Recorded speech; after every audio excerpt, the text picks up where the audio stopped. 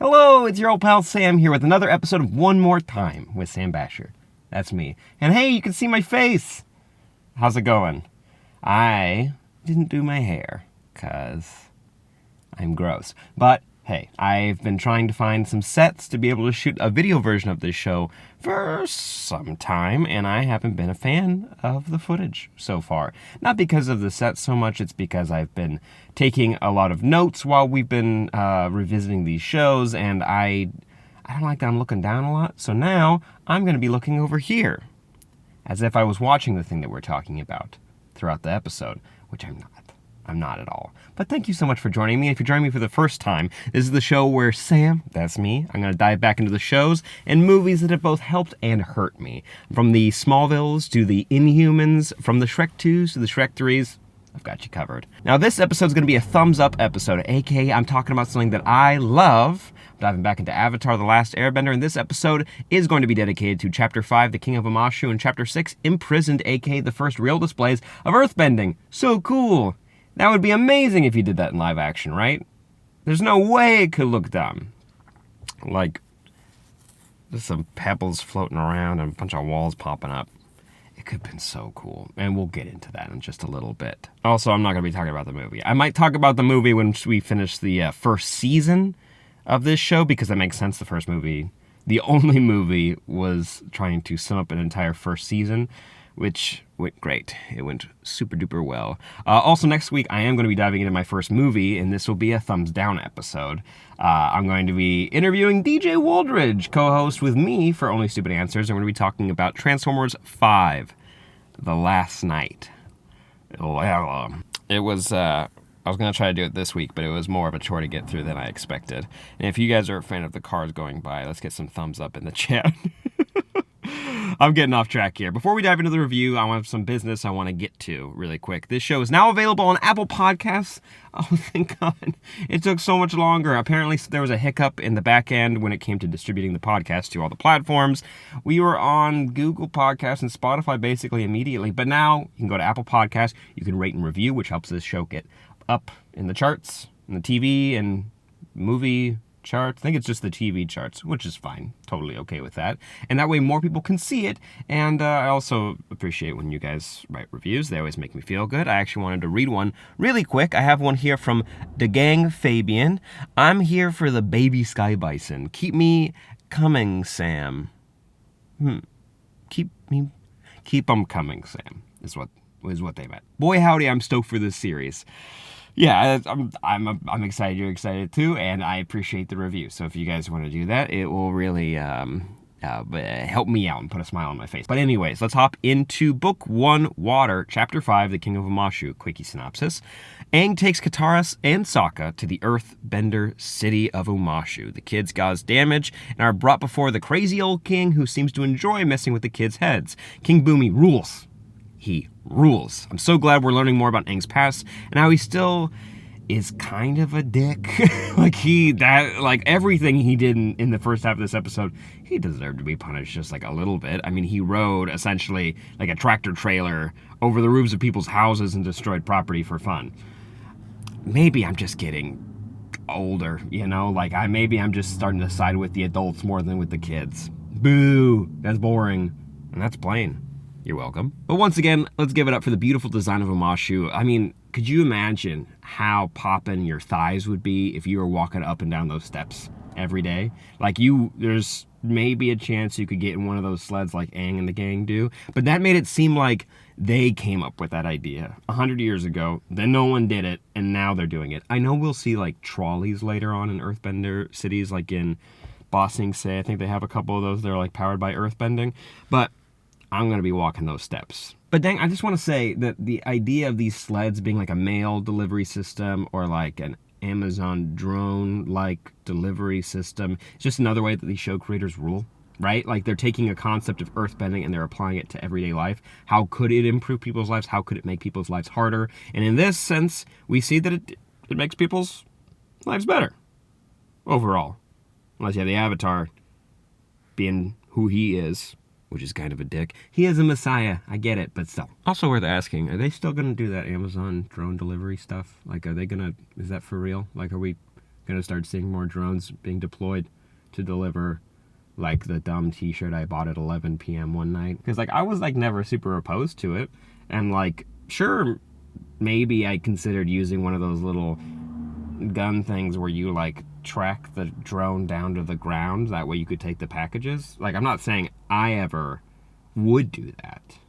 I'm just saying Christmas shopping would be a lot easier. Anywho, we get back to the bits of this episode, specifically first best bit the show ever gave us is Cabbage Guy.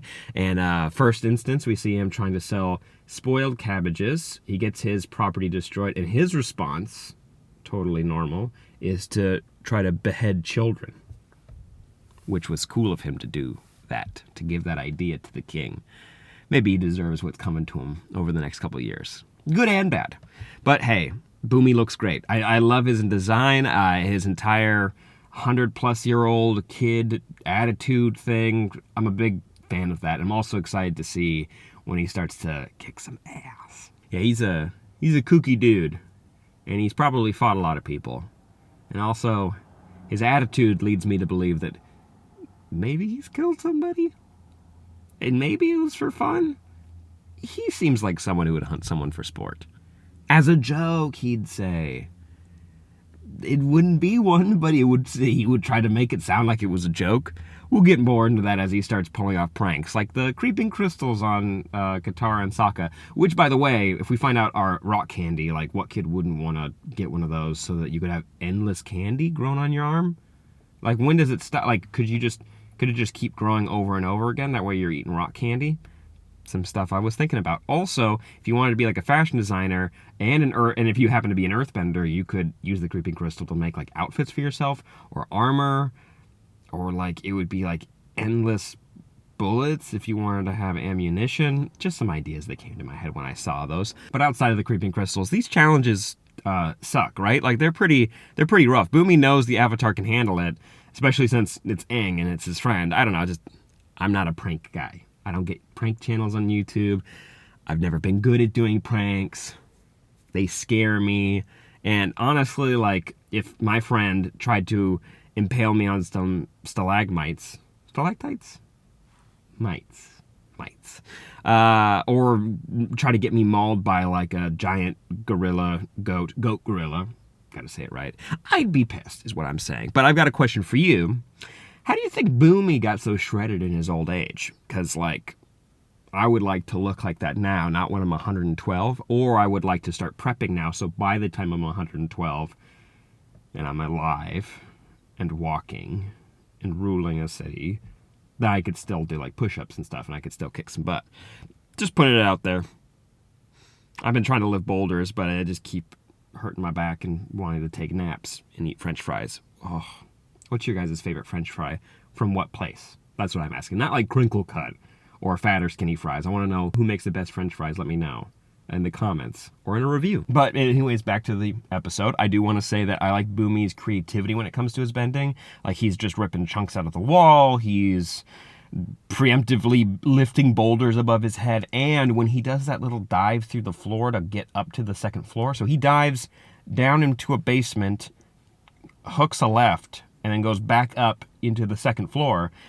I mean, jumping may have been a smarter idea, but what can I say? He's more creative than I am. But also, that sounds like a claustrophobic's nightmare, going that way around. But I will say, out of this episode, I'm glad that we find out that Aang does have a friend. We saw him have a justified emotional breakdown when he saw that his master is dead. So, seeing that he still has a friend, air quote, that he can maybe confide into or talk to about the good old days, it was nice that they were able to gift that to us so early on in this series. And honestly, I'd give this episode a 9 out of 10. It's a good balance between despair with the challenges, and there's also the goofy, light-hearted side of the series with him being kind of hazed by his bros and riding the carts around. Also, Boomy, I can't believe you even survived them doing the pranks at the end where they're riding the cart one more time. But he's the king. I guess he can do whatever he wants. In the Avatar, he's the Messiah. I guess he could do whatever he wants. I'm being so petty here. That's the best. But now it's time to move on to Chapter 6, Imprisoned. Quickie synopsis for you guys if you're interested. The kids come to an Earth Kingdom town, which is occupied by the Fire Nation, but will Katara's attempts to inspire the oppressed people help them or hurt them? This is the first time we thought we were going to get an Earthbender on the team. I'm kind of bummed Boomy got passed by so quick, but we'll come back to him soon. Don't worry, he'll be back in the show. I don't know if I should keep spoilers out of when I'm talking about this show, because it's like a revisit. You guys let me know if I shouldn't do that. But hey, if you're watching this series for the first time, good on you. It's a good show. You really missed out when it was airing. Also worth mentioning, this is the first time we've seen a Fire Nation occupied town in the Earth Kingdom, and it does not look fun. Call me crazy. We've seen the Fire Nation patrolling the Southern Water Tribe, but it seems like they're gone-ish. Maybe they just kind of check in every once in a while. And Kyoshi got attacked, but overall, this is the first time we've seen like Fire Nation territory in the show. And hey, Haru's a fun character. I mean, he's like a bit of a bummer, but like that's mainly because he lost his dad because he got taken to prison, and he's trying to hide a very big part of his life just so he can survive and protect his mom. But like, he wouldn't be like the most fun at parties unless he's doing earthbending tricks, because I liked when he was spinning those rocks around the air. That was pretty cool. Also, he's got great hair, the best hair, the hair I wish I had. He's luscious, flowing locks, just like a lion's mane coming down. And also the two fronters, you know what I'm talking about? He's got like a middle part going on with a headband. Big fan of headbands, as well as those two little front parts. Very 90s. Reminds me of like Impulse from DC Comics. Bart Allen from the 90s with that hairstyle. Oh, it's, who else has it? Like, pretty sure, like, Max Goof from the Goofy movie has the same hair. Unless all my 90s references are blending together in my brain, which could be happening.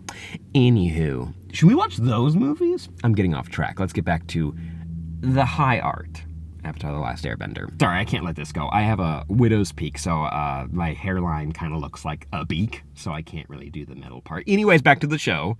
His dad was arrested, like I said, and Haru misses him quite a bit, so that makes sense. But hey, Haru and Katara can talk about missing parents and bending, but also the parent part, mainly. But hey, man, whatever brings people together, you know, like, you guys maybe are coming together to talk about Avatar or bad movies we're going to watch. And Katara and Haru came together to save that old man's wrinkly butt. And what do they get for that? Prison. Not Katara. Well, she decides to go there. But Haru, as a reward, gets to go to prison. Pretty big bummer. Honestly, can we just say that Katara is a true bro? For sure. Like, she just made friends with this person literally hours ago. It's crazy that she even remembers his name. And he goes to prison, kind of because of her, but kind of not. Haru was just being a good guy. And what does she do? She dives headfirst into prison right after him. Would you do that for a friend? Better yet, would you do that for just a dude you just met? Like, he let you stay in his house. But, like, I'd be honest, I'd be struggling with his name. Maybe even what he looked like. I'd remember his hair. We've made that perfectly clear. I'm a bit face blind, but I sure as heck remember hair. Anywho, getting off track again. Does airbending rule, since you could basically fake all the other bending styles with it? Like, you could use an air current to manipulate water or move rock, like we see in this episode. Or, like, you could just set a fire with some sticks. Rocks, flint. You could start a fire is what I'm saying, and then, like, use the air to kind of stoke it. That could work. Just thinking. But oh my, George Takei is in this episode, and it's crazy because this is the only episode he's in for both series. He isn't in Korra, pretty sure, in my research. I did remember to do that. I think I did. But he's not in this series ever again after this episode, and he doesn't even really have a character name. He's just called Warden. That being said, he does an amazing job. His voice is so silky smooth. It's like putting on a really comfy blanket when you hear it. Or like having a nice cup of tea. Warm tea. Green tea. Big fan of green tea. I want some green tea. Back to the episode. But also, can I give a shout out to Kevin Michael Richardson as Haru's dad? That man voices just about every character you can possibly think of. He's in every animated show that you love. I'm a big fan of his work in Young Justice. He does John Jones in that. But also, I'm a fan of American Dad. Yes, that show is still on? Question mark? On TBS? It's just on sometimes. I'll watch it when I'm like sad or sick or bored. You know. Also worth asking, what is the difference between a flying buffalo or bison, or just buffalo and bison in general? Well, I did have to look this up. And it looks like what I figured out is that bison are more localized in North America and parts of Europe, while buffalo are found in Africa and Asia, Southeast Asia. That's where you'll find them. Since that does not apply to this show, we'll go to physical characteristics. Bison have a hump on their back, and they have shorter horns, while buffalo have the longer horns and no hump. So that doesn't make a lot of sense, because that's not really what Appa looks like. But also, who cares? Because Sky Bison sounds really cool. Oh, and also, it's fiction. But back to the escape plan. Katara and Sokka do just such a bad job being lookouts for when the Fire Nation surrounded them in the prison. Maybe they were just, like, waiting out for them to come and find them. It felt like they got caught, right? Like, all of a sudden, there are Fire Nation troops just surrounding them. I'm getting into the parts that don't matter, but wouldn't it be just so cool if they had introduced lava benders right now? We meet them later on in Korra, or at least the idea of someone being a lava bender, and it just kind of makes sense, like if you had compressed the coal down and had one accelerant, like the firebenders who are blowing fire at you, igniting the coal, and then compressing it down into like a liquidy molten mass. I don't know, man. I think it would be pretty cool. But also, like, what could the firebenders do to block that? Nothing. They can still get burned. A la Zuko with his cool scar on his face. Earthbenders would be on a whole nother level. Also, we keep teasing that no one can bend metal, and I'm just so amped for when we get to metal benders. It's going to be amazing. It's such a cool episode, and I can't wait to see Toph. But here's a question for you, quick one. What's something that irks you, that like kind of gets under your skin? Like talking in movie theaters, or people who chew with their mouth open. But imagine if you could just kind of like scoop them up like the Earthbenders do with those guards and just drop them off somewhere else. They won't be a problem anymore. Like into the ocean, or outside a movie theater, or into a jail cell, since their distractions are technically robbing you of your movie theater experience. And you paid for that, so taking your money. It's theft. Plain and simple. Not so. Don't have the firmest grasp of the law when it comes to that, but I feel like legally you'd be in the right. Also, side note, I went to a press screening this week for Addams Family, and someone was actively watching Snapchat stories on their phone with full brightness, but it was one of those places where it's encouraged to use your phone during a movie screening. I wasn't happy about it. Anyways, Zuko, he's back, and he's more determined than ever. Not really. We haven't seen him for a couple episodes, and he's got Katara's necklace. I, truth be told, don't remember how we fix this part of the story. I don't know how Katara is going to get her necklace back. I don't know if we're going to wait seasons for that to happen. I don't remember if Zuko just destroys it in front of Katara. I'm very interested to see what happens, because there are just like broad strokes plot points that I remember. Oh no, the sun's coming up. We gotta go quick. But I'm just excited to see how this story is going to wrap up. But that does lead me to my question for you guys, by the way. I give this episode like an 8 out of 10. I enjoyed the Boomy episode a little bit more, but still super solid. But my question for you, have you ever had anything stolen from you? When I was a kid, I brought my translucent purple Game Boy Color to a daycare, and it got stolen out of my cubby. And everyone was like, why'd you bring that to the daycare? And I said, I don't know, because I wanted to. I was playing Pokemon Red, and I got Missing No, and it totally ruined my game. I'm getting off track. Let me know what you guys have ever had stolen from you on the voice messages that you can do through the Anchor.fm app, which is totally free if you want to download that, or go to Anchor.fm/SamBasher if you want to send in those voice memos. You can send in recommendations for things you want me to watch. You can send me your reviews. You can send in reviews for this podcast there, and I would like to play them at the end of the episodes, and you guys can just answer your questions, and I can play those as well, because I think that'd be pretty fun. But also, make sure you go to Apple Podcasts, rate and review, download there, subscribe if you would like to, and also check out the video version of this if you're watching it, or the audio version. There's a lot of different ways you can consume this particular show, and I hope you guys enjoy. But anyways, guys, please follow me on Twitter and Instagram @SamBasher, and I will see you guys next time.